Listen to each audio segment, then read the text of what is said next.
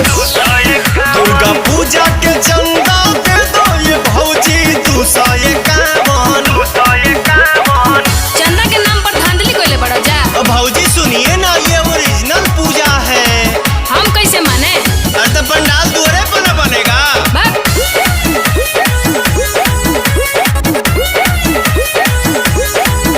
हमर सैया गइल बाड़े खेते, उ रहते तबे नु पैसा देते।